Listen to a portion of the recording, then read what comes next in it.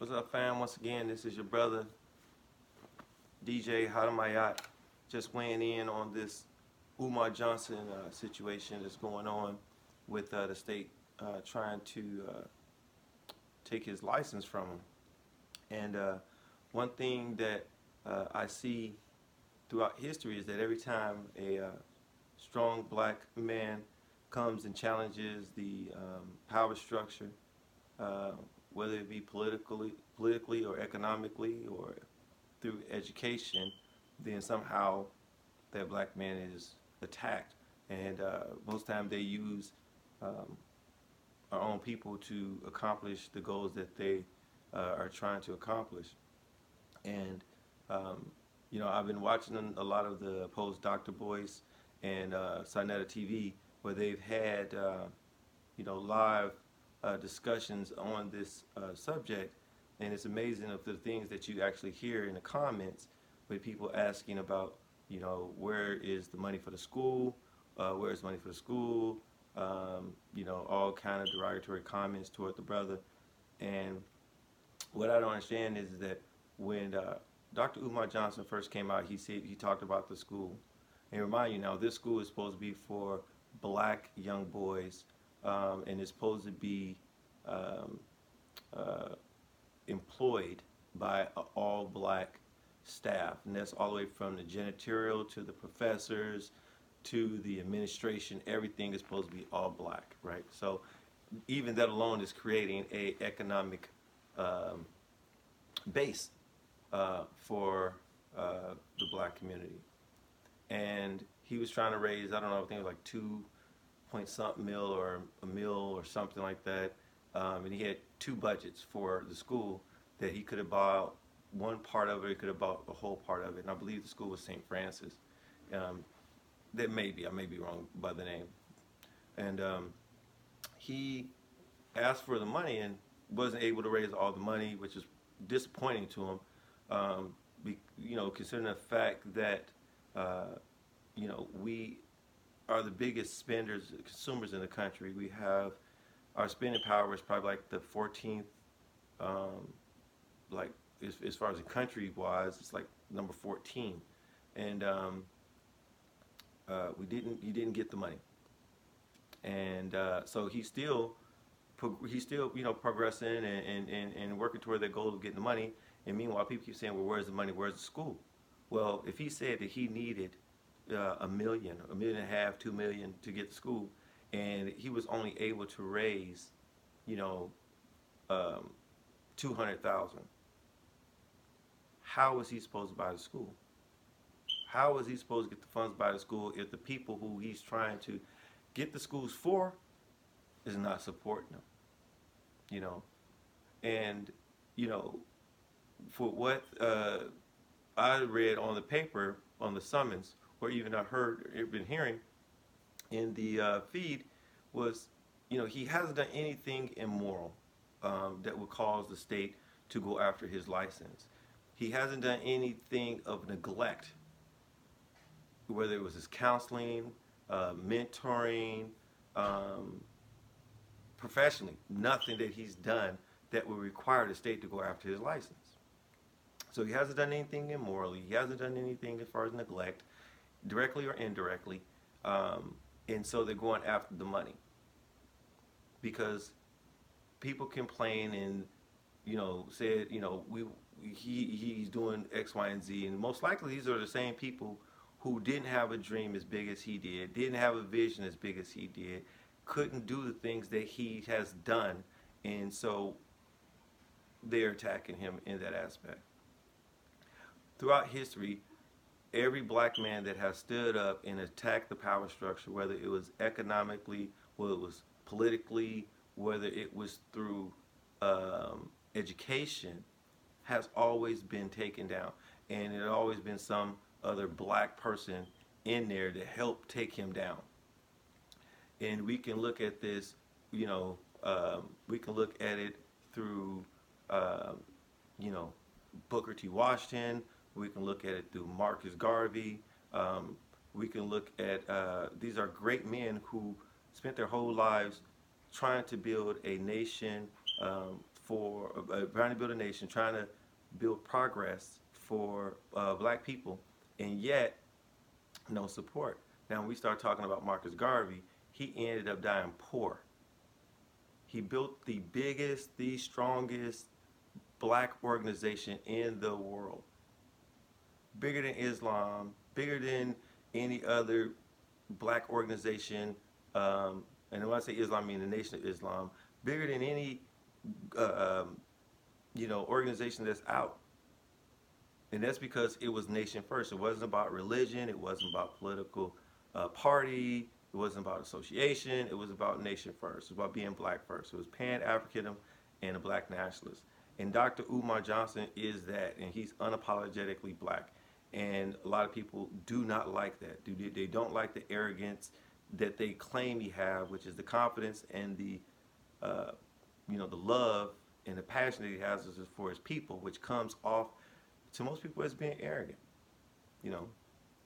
But, that's just some people's personality. If you happen to read about Marcus Garvey, or you look at some of the videos on Marcus Garvey, a lot of people said the same thing about him. They said he was a very arrogant man, didn't want to listen, did everything his way. But it was his dream. It was his vision, and he went after it the way he saw it, So the biggest thing is that, people who's trying to go after Dr. Umar Johnson, or whether it be the state, or whether it would be some inside jealousy or envious thing, is something that has been going on, and it keeps us from progressing any further, and our kids from progressing. So, people say, do you support him? I support the man 100%.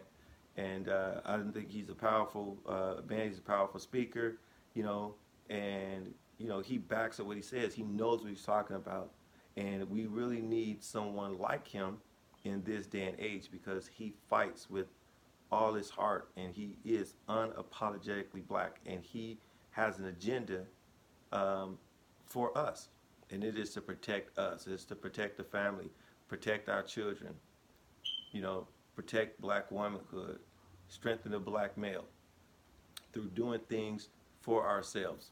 And we have to support this brother. We can no longer allow things to happen where our leaders and the people that are fighting for us the most are taken away, destroyed, and we continue to be in the same position that we're in.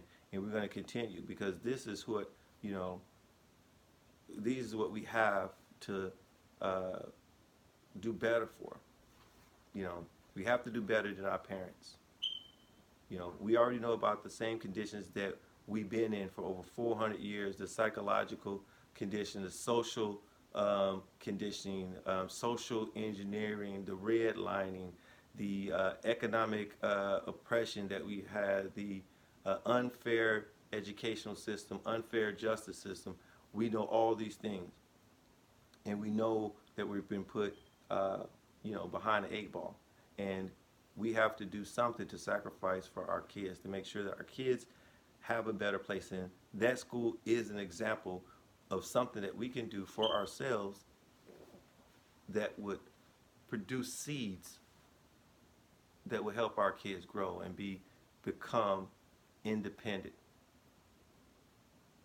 Get the proper education, have the proper mindset, get back to old, cultural values and customs. Brother Polite was on, and he's talking, very powerful brother. I'm glad that he actually started speaking, because I haven't heard him from him in a while. And we have to understand that some of our beefs don't need to be online. It don't need to be on TV. It don't need to be in the media. It's some things that we need to do for ourselves. We need to handle these issues. We need more of the elders to speak out, to kind of intervene early before things get out of hand, and and support these brothers. And then when they're trying to do something, it's always good to hold them accountable, but you have to be supportive in order to hold somebody accountable.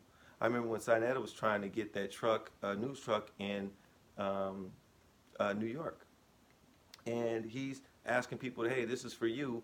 Help me get this because this is for you. And then people ask him what he's going to do about the money. Then say he's scamming people and doing all that. You know, black people gotta get out of that. You know, when you see a black person trying to do something for a black community to push forward and to help black people, you always are very suspicious. You're very manipulative and cunning and trying to defame people's name and all these other things.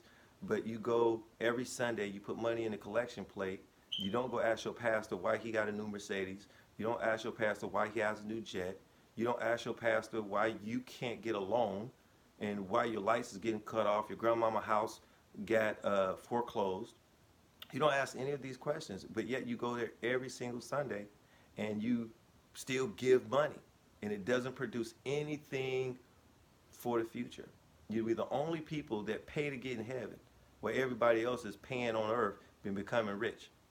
Nobody has died and came back and told us there's a street of gold, there's this milk of honey, there's all these other things. I don't care if you Hebrew or whatever you may be. Hindu, Hebrew, Israelite, whatever mythology you may have, nobody has came back from dead and told you this stuff is there. And a certain group of people know these things, and so they know that their heaven is on earth, and whoever controls earth will have heaven. They'll have all the power.